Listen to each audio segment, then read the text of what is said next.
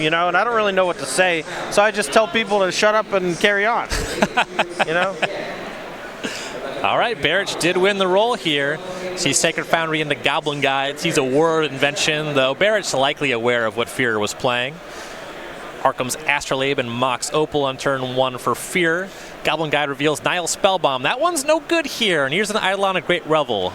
No, but that one is very good here. Harlan's deck is kind of designed around playing a bunch of these cheapo beepo artifacts, and every time he does, Barich's Eidolon is going to ping him for 2. All right, see what Fear can do from here. Wisely got the Mox Opal ahead of the Eidolon, but from 16, a lot of the spells are going to damage him. He'll start with a fetch land of 15. Does have 2 copies main of Galvanic Blast, so could find an answer here, but Eidolon going to be chonking at his life total, so long as Barich did remember the triggers, but I have to imagine Barich is a master with this deck. And Fear cast the Spell Bomb because it turned on the Opal. Had a Goblin Engineer, but you see Eidolon and Goblin Guide coming across. There was a Lava Spike, some issue with Fear's life total, but it's low, and now the game's over. There's no issue with it. Yeah, it's 20. It's 20 because it's game 2. Because the game is over. We had our own Patrick Sullivan in the feature match area keeping life totals. He knew what was up. Yeah. Done. No reason to update. Reset. 0. You know, you know the look on his face, right? When he's watching the match, it's just like eyes literally rolling into the back of his head. You know, why are you playing this Urza deck? I think fool. I think Fear conceded at a good clip. I think that Patrick was probably happy with that concession. We're talking about good clip. He was literally dead. He took so much damage from. He had. Casting that spell bomb into the Eidolon was not pretty. 6 from the Goblin Guide, 4 from the Eidolon triggers, 2 from the attack, a spike. You know, still 5 cards in hand or whatever. This is the Modern that people come for. At least this is the Modern that I come for. I saw a little bit of that round 2 feature with Cedric and Patrick. That looked horrible. Yeah. We had one of those types of matches. Me and you covered Jim Davis a while back, and I kept saying, you should give up, Jim. You can't possibly win. He was going to lose 1-0-1. But he actually drew the perfect card to win that game and draw the match, but he didn't do it. And then Cedric texted me and said, "What are you doing? Why are you saying that he can't win?" I think you might have another text in coming. Oh, yeah.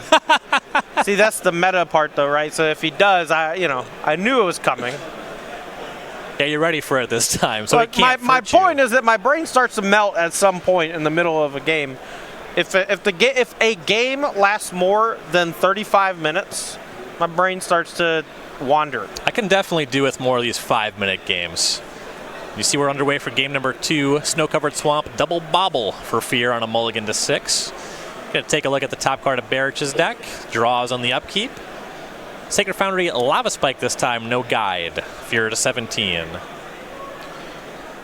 Another bobble end step, draws 2 on his turn. A Pithing Needle in the holding. Scalding Tarn's the land. Looks like a Thopter Foundry's in there too. He's got the full Thopter Foundry Sword of the Meek combo in hand. Yeah, Barich has 4 copies of Smash the Smithereens in the sideboard to help stifle this combo, though. So there's Thopter Foundry. Mox Opal was cast as well. Here's Pithing Needle. It turns on Metalcraft. And here is Collective Brutality, discarding Sword of the Meek. Skullcrack's going to catch that one, but we'll get a look at Barich's hand. 1 of 2 Boros Charms is discarded. Skewer the Critics, Sunbaked Canyon, Mountain Leftover. As well as that second Boros Charm. Monastery Swift Spear plus Boros Charm. 6 comes across. I believe I'm seeing Fear's life total at 7. Spire of Industries the land. So sacrificing some artifact gets the chain going, so the Pithing Needle's gone. 4 Thopters show up. Fear to 11. I'll do it. Barich has seen enough. I was waiting for a moment to chime in that spot, but the game, it was over too fast. Would you call that a concession at a good clip? Oh, yeah. Oh, yeah. Barich knows that the burn deck really going to struggle against 2 turns of the Thopters because it's not just the life. The Thopters just kill you. Yeah, and on top of that, like even if Barich does find the Smash of Smithereens, blowing up the Thopter Foundry is still going to leave Harlan somewhere around 10 life, with Barich having just I think a Skewer the Critics in hand versus roughly 8 or 9 Thopters. Not a winning proposition. Barich does get to be on the play for the deciding game number 3. You love to be in that position with Burn. And this is like the most gut-wrenching spot in all of Modern for me. Game 3 on the draw against Burn. Yeah, and this is going to come down to whether or not Barich has a turn 1 Goblin Guide or Monastery Swiftspear. Those early creatures on turn 1 represent so much damage, and there it is. Goblin Guide off of Inspiring Advantage. I think some discussion around the Goblin Guide trigger here. Not really sure. Yeah, it says recorded, so we're going to probably resolve this as normal. I think Fear must have grabbed 2 cards. That's why you see the shuffling here. I see. So we kept the top card separate. It's Polluted Delta that goes to Fear's hand. The rest of the deck is shuffled. Goes to 18. We'll go to Fear's turn. And even though Barich is giving Fear extra spells or extra cards in general by giving him some lands, it's all about whether or not he has enough time to translate those into actual resources. The burn deck's trying to constrict the amount of turns played in a game as close to 0 as possible. Usually you can close the game out around turn 3 or 4 with no resistance from the opponent. We're going to see here if Harlan has a way to interact with his Goblin Guide and the future threats that Barich presents. Pre-combat, you saw Barich shock here. You saw a fetch before the Goblin Guide trigger resolved. Fear picked up another land. Before damage, Fatal Push targets Goblin Guide, and Boros Charm defends. It's going to make the creature indestructible.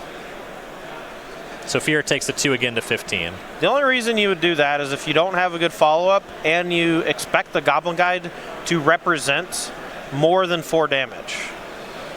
And here's what it is, just a handful of spells. It's Collective Brutality takes care of the guide and gets a lightning bolt out of Barich's hand. Yeah, Collective Brutality is exactly that, brutal. Against these burn decks, it not only represents a removal spell for one of their really strong early threats, but the life buffer you can gain or the taking a spell from their hand are just all insanely good. All 3 modes are just backbreaking. Pithing Needle now for Fear. Barich cracked Sunbaked Canyon to draw a card in response. You see a Pyrite Spellbomb for Fear. A Rift Bolt hit Fear, and now a Skewer the Critic, so Fear at 9 off of a fetch. Oh, the 9 feels a little dangerous, but I guess he needs the extra blue for the War of Invention in hand. He does have the Thopter Foundry, so this turn he can War of Invention for the Sword of the Meek, untap, cast Thopter Foundry, or vice versa. Either way. So cast Thopter Foundry, has that Whir, so he cannot cast it currently. Yeah, it's not like Convoke. Even if you have a blue artifact, you can't tap it to pay for the blue.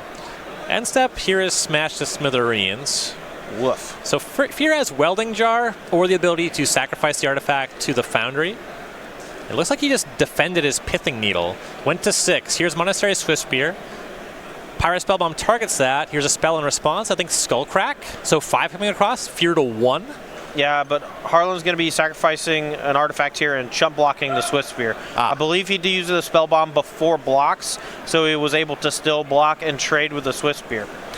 Also gets to sacrifice in response to the crack, so life total a little bit different there. Yeah, going to go ahead and fetch up the 3rd blue and Convoke, or not Convoke, Inspire? I don't know.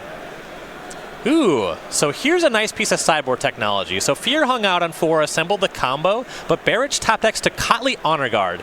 Creatures entering the battlefield cannot cost abilities to trigger. That means that your Thopters don't bring back your Sword of the Meek. That makes me mad. And that now, makes me so mad. Now the game's gonna get slow. Well, at some point, Harlan can just say, screw it, sacrifice all 5 artifacts he has on the battlefield, go to 9, and just start attacking Barich for large chunks of damage. I would not be surprised to see something very similar to that in just a moment. See a Smash to Smithereens on an M-Step here.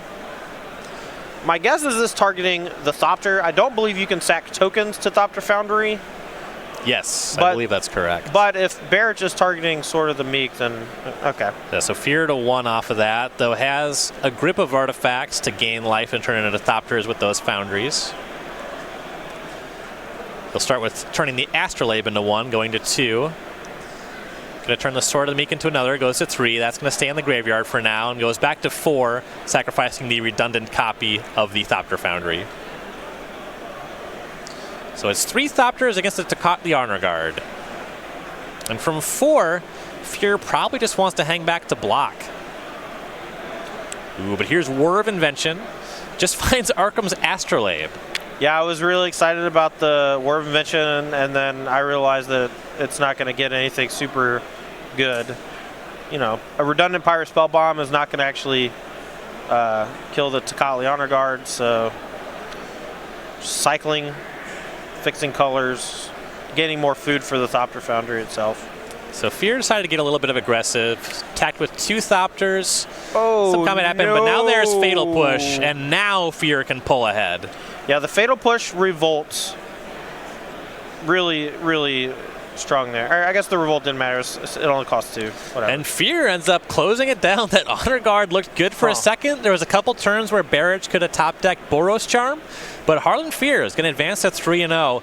As he's saying, his physical 75-card deck has not failed to top deck and open, whether it was in his hands or he lent the deck to another top deck.